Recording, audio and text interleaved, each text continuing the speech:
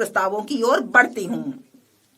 पहले कर्तव्य के तहत आर्थिक विकास में तेजी लाने और इसे बनाए रखने के लिए हमारे पहले कर्तव्य के अंतर्गत मैं 6 क्षेत्रों में पहलों का प्रस्ताव करती हूं।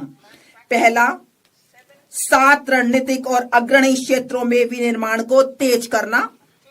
2, विरासत के औद्योगिक क्षेत्रों का कायाकल्प करना। 3, चैंपियन एमएसएमई का निर्माण करना। 4, अवसंरचना को सशक्त प्रोत्साहन प्रदान करना।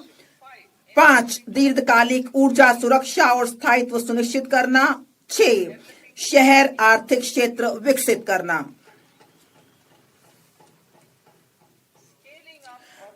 रणनीतिक और अग्रणी क्षेत्रों में निर्माण को तेज करना। बायोफार्मा शक्ति मतलब ज्ञान, प्रौद्योगिकी एवं नवाचार के माध्यम से स्वास्थ्य सेवा के लिए रणनीति। भारत का रोग बोझ गैर संक्रामक बीमारियों जैसे कि मधुमेह, कैंसर, ऑटोइम्यून डिसऑर्डर की ओर बढ़ते हुए देखा गया है। किफायती लागत पर गुणवत्ता के साथ दीर्घायु जीवन के लिए जैविक दवाएं महत्वपूर्ण हैं। भारत को एक वैश्विक बायोफार्मा विनिर्माण केंद्र के रूप में विकसित करने के लिए मैं अगले 5 वर्षों में 10,000 करोड़ के परिव्यय के साथ बायोफार्मा शक्ति का प्रस्ताव करती हूं। इससे जैविक और जैव समृद्ध के घरेलू उत्पादन हेतु परिवेश का निर्माण होगा। इस रणनीति में 3 नए राष्ट्रीय बायो फार्मास्यूटिकल शिक्षा एवं अनुसंधान संस्थानों जिसे NIPER और 7 मौजूदा संस्थानों के उन्नयन के साथ बायोफार्मा केंद्रित नेटवर्क शामिल किया जाएगा। इससे 1000 से अधिक मान्यता प्राप्त इंडिया क्लिनिकल ट्रायल साइटों का एक नेटवर्क तैयार होगा। हम वैश्विक मानकों और अनुमोदन समय सीमा को पूरा करने के लिए एक समर्पित वैज्ञानिक समीक्षा संवर्ग और विशेषज्ञों के माध्यम से केंद्रीय औषधि मानक नियंत्रण संगठन को सुदृढ़ बनाने का प्रस्ताव करते हैं। इंडिया सेमीकंडक्टर मिशन 1.0 ने भारत की सेमीकंडक्टर क्षेत्र की क्षमताओं का विस्तार किया है। इससे आगे बढ़ते हुए हम उपकरण और सामग्रियों के उत्पादन, पूर्ण सुसज्जित भारतीय आईपी डिजाइन तथा आपूर्ति श्रृंखलाओं को मजबूत करने के लिए ISM 2.0 का शुभारंभ करेंगे। हम उद्योग को विकसित करने तथा कुशल जनशक्ति तैयार करने हेतु उद्योग आधारितीकरण का भी करेंगे। अप्रैल 2025 में 22,919 करोड़ के परिव्यय के साथ आरंभ की गई इलेक्ट्रॉनिक घटक निर्माण योजना में पहले ही लक्ष्य में दोगुनी निवेश हुआ है। इस तेजी का लाभ उठाने के लिए हम परिव्यय को बढ़ाकर 40,000 करोड़ करने का प्रस्ताव करते हैं।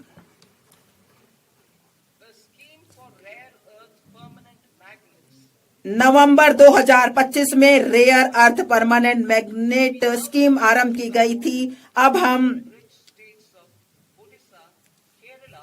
खनन, प्रसंस्करण, अनुसंधान और विनिर्माण को बढ़ावा देने के लिए समर्पित दुर्लभ खनिज कॉरिडोर स्थापित करने हेतु खनिज संपन्न राज्यों ओडिशा, केरल, आंध्र प्रदेश और तमिलनाडु की सहायता करने का प्रस्ताव करते हैं।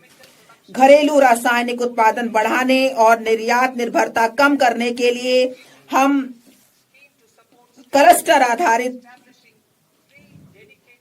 प्लग एंड प्ले मॉडल के आधार पर एक चुनौती मार्ग के माध्यम से 3 समर्पित रासायनिक पार्कों की स्थापना में राज्यों की मदद के लिए एक योजना का शुभारंभ करेंगे।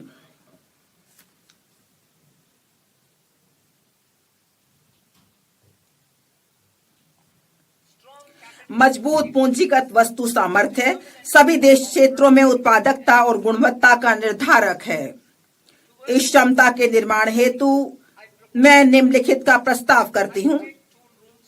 CPSE द्वारा डिजिटल रूप में समर्पित ऑटोमेटेड सर्विस ब्यूरो के रूप में 2 स्थानों पर हाईटेक टूल रूम स्थापित किए जाएंगे जो स्थानीय रूप से बड़े पैमाने और कम लागत पर उच्च परिशुद्धता वाले घटकों के डिजाइन, परीक्षण और विनिर्माण करेंगे। 2, उच्च मूल्य और तकनीकी रूप से उन्नत निर्माण एवं अवसंरचना उपकरण CIEE के घरेलू उत्पादन को मजबूत करने हेतु निर्माण एवं अवसंरचना उपकरण समृद्धि के लिए एक योजना आरंभ की जाएगी।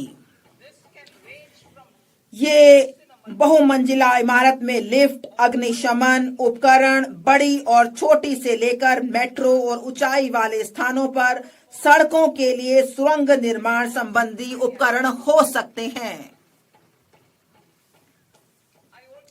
मैं 5 वर्ष की अवधि के लिए 10,000 करोड़ के बजटीय आवंटन के साथ वैश्विक प्रतिस्पर्धा कंटेनर विनिर्माण परिवेश तैयार करने हेतु एक कंटेनर निर्माण योजना का भी प्रस्ताव करती हूँ। श्रम गहन वस्त्र क्षेत्र के लिए मैं 5 उपभागों के साथ एकीकृत कार्यक्रम का प्रस्ताव करती हूँ। 1. रेशम, ऊन और जूट जैसे प्राकृतिक फाइबर, मानव निर्मित फाइबर और नए युग के फाइबरों में आत्मनिर्भरता हेतु राष्ट्रीय फाइबर योजना। मशीनरी प्रौद्योगिकी अन्यून और सामान्य प्रशिक्षण एवं प्रमाणन केंद्रों के लिए पूंजीगत सहायता के साथ पारंपरिक क्लस्टरों के आधुनिकीकरण के लिए वस्त्र विस्तार एवं रोजगार योजना। 3. मौजूदा योजनाओं को एकीकृत एवं सुदृढ़ करने और बुनकरों एवं कारीगरों के लिए लक्षित सहायता सुनिश्चित करने के लिए राष्ट्रीय हथकरघा एवं हस्तशिल्प कार्यक्रम। वैश्विक रूप से प्रतिस्पर्धी और धारणीय वस्त्र परिधानों को बढ़ावा देने के लिए टैक्स इको पहल। उद्योग जगत और शैक्षणिक संस्थानों के सहयोग से वस्त्र कौशल परिवेश के आधुनिकीकरण और उन्नयन के लिए समर्थ 2.0।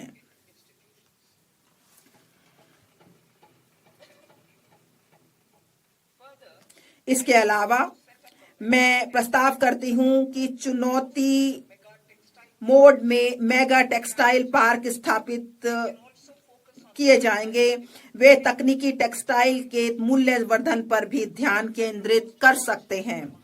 मैं खादी, हथकरघा और हस्तशिल्प को सुदृढ़ करने के लिए महात्मा गांधी ग्राम स्वराज योजना का शुभारंभ करने का प्रस्ताव करती हूं। इससे वैश्विक बाजार समृद्धता और ब्रांडिंग में सहायता मिलेगी। यह प्रशिक्षण, कौशल, प्रक्रिया और उत्पादन गुणवत्ता को सुसंगत बनाएगा और सहायता प्रदान करेगा। यह हमारे बुनकरों, ग्रामीण उद्योगों, एक जिला एक उत्पाद पहल और ग्रामीण युवाओं को लाभान्वित करेगा। भारत में उच्च गुणवत्ता वाले खेलकूद के सस्ते सामानों के लिए एक वैश्विक केंद्र के रूप में उभरने की संभावना मौजूद है। मैं उपकरण डिजाइन एवं सामग्री विज्ञान में विनिर्माण, अनुसंधान और नवाचार को बढ़ावा देने हेतु खेलकूद के सामानों के लिए एक समर्पित पहल का प्रस्ताव करती हूं। विरासत के औद्योगिक क्लस्टरों का कायाकल्प। मैं अवसंरचना और प्रौद्योगिकी उन्नयन के माध्यम से उनकी लागत, प्रतिस्पर्धात्मकता और दक्षता में सुधार करने के लिए 200 विरासत के औद्योगिक क्लस्टरों को पुनर्जीवित करने के लिए एक योजना शुरू करने का प्रस्ताव करती हूं। चैंपियंस SME का सृजन और सूक्ष्म उद्यमों को सहायता। MSME को विकास के एक महत्वपूर्ण इंजन के रूप में मान्यता देते हुए मैं चैंपियंस के रूप में उनके विकास में सहायता के लिए एक त्रिआयामी दृष्टिकोण का प्रस्ताव करती हूँ। इक्विटी सहायता। मैं भविष्य के चैंपियंस तैयार करने के लिए चुनिंदा मानदंडों के आधार पर उद्यमों को प्रोत्साहित करने के लिए एक समर्पित 10,000 करोड़ की MSME विकास निधि शुरू करने का प्रस्ताव करती हूँ। मैं सूक्ष्म उद्योगों की सहायता को जारी रखने और जोखिम पूंजी तक उनकी पहुंच बनाने के लिए 2021 में स्थापित आत्मनिर्भर भारत निधि में 2,000 करोड़ के टॉप अप का भी प्रस्ताव करती हूं। इससे छोटे उद्योगों को सहायता मिलेगी।